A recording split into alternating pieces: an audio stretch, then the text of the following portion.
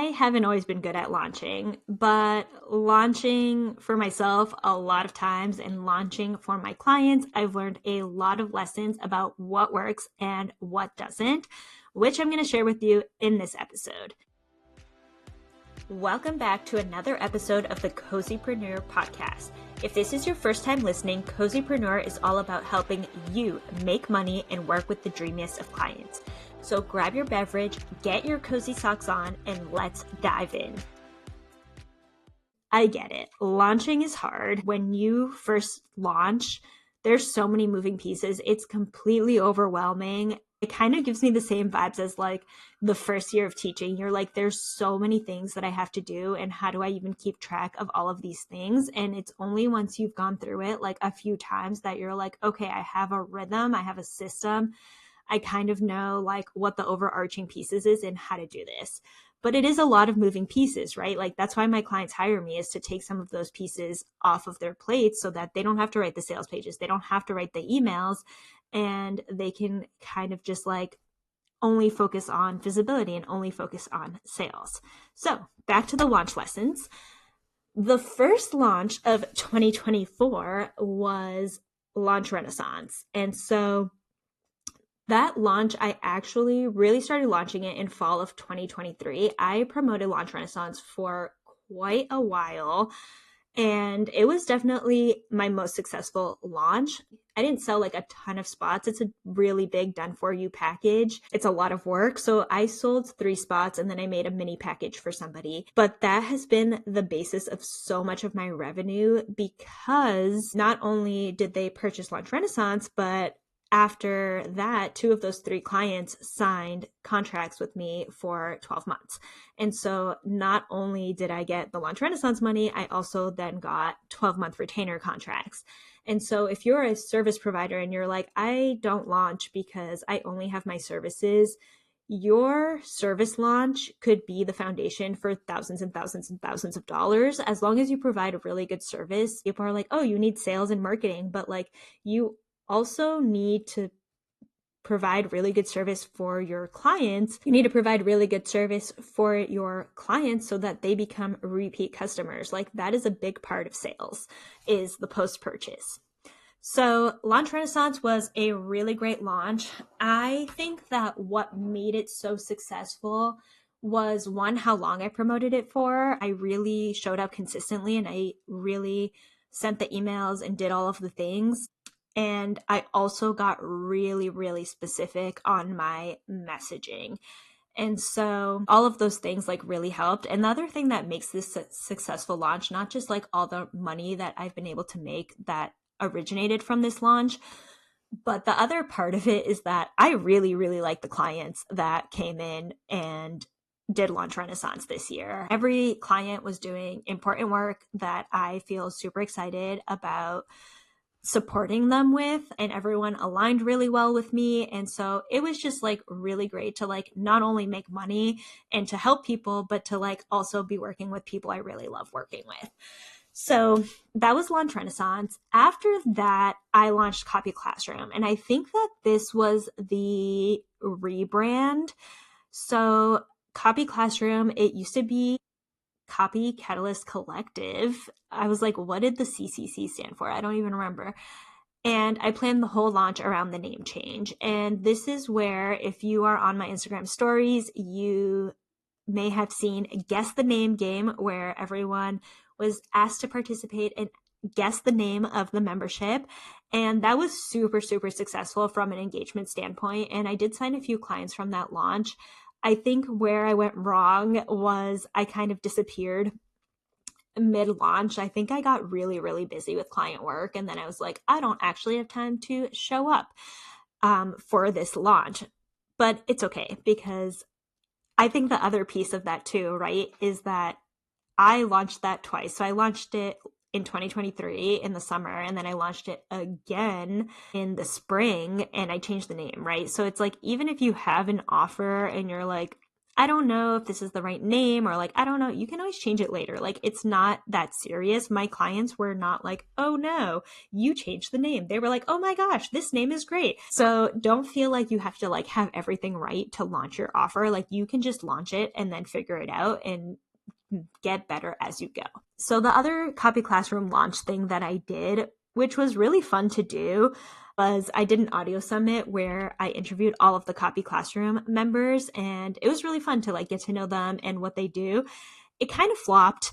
It got opt-ins, but I don't think that I made any sales from that launch funnel, which is okay. Am I going to do another audio summit again next year? Maybe. I mean, I already did like most of the work for it, right? I have all of the emails for it. I have the opt-in for it, but I think I would have to position it differently, and I would maybe want to grow my audience a little bit. So there are some things to consider on that fact. But then also the other thing is like, should I just have them as guests on my podcast? Like, so that's something to think about as I am reflecting on 2024. But I will say the biggest thing that came out of that audio summit, even though I didn't make a ton of money, is this podcast. You know, I had talked to my coach and I was like, I don't know what I would say on a podcast. I have nothing to say. I can't talk for that long. And she was like, come on, Stacy, shut up. You never shut up. But I think that doing that audio summit, it really gave me the confidence that, oh, I can actually do this podcast thing. And that was really when I started to plan it, was after that audio summit.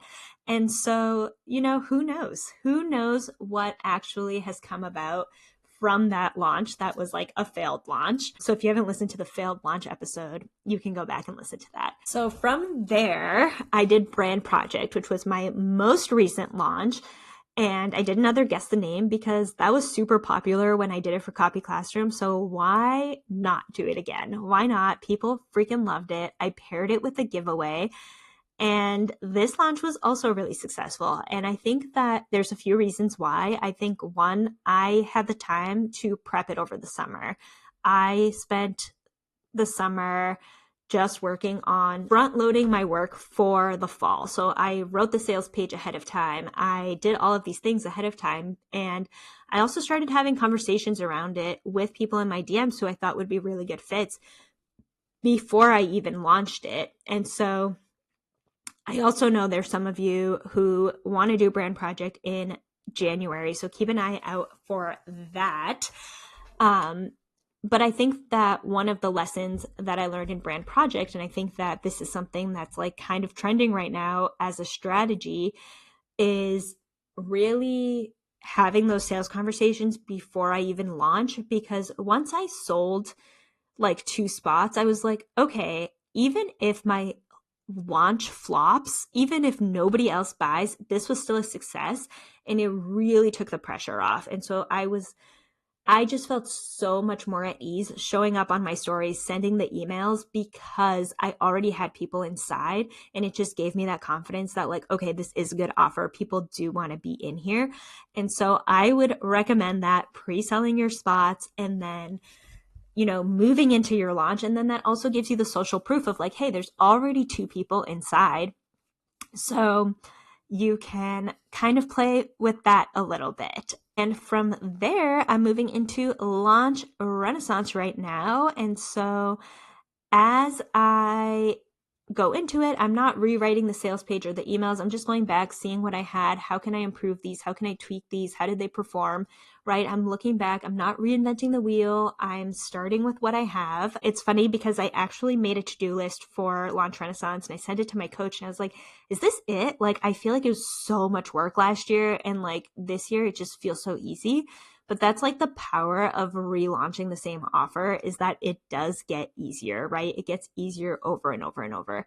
So as far as the plan for 2025, yes, I'm going to be launching the same offers. They might be a little bit different. I might refine them a little bit, but I'm going to be continuously refining the offers and refining the launches, because I have clients who I wrote their launch emails a year ago and they still use those same emails, right? They tweak them and they still use them. They still make money from them.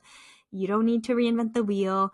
you can use the stuff that you already have, just make it more targeted, make it more refined, and really find the right people. So that is a behind the scenes of my launches and the way that I'm thinking about going into 2025 with my launches for next year. So keep an eye out. Launch Renaissance is currently launching. You can check it out below in the show notes, and then you can keep an eye out for the other offers because there will be a Copy Classroom launch next year, and there will be Brand Project and maybe some other things that are in the works. Anyways, I will talk to you soon. That's a wrap on today's episode. If you enjoyed this episode, make sure to rate and leave a review on your preferred listening platform. If you haven't, make sure you subscribe for weekly episodes about how to make money and work with the dreamiest of clients without having to get dressed in the morning. Make sure to check out the show notes down below, and I'll see you in the next episode.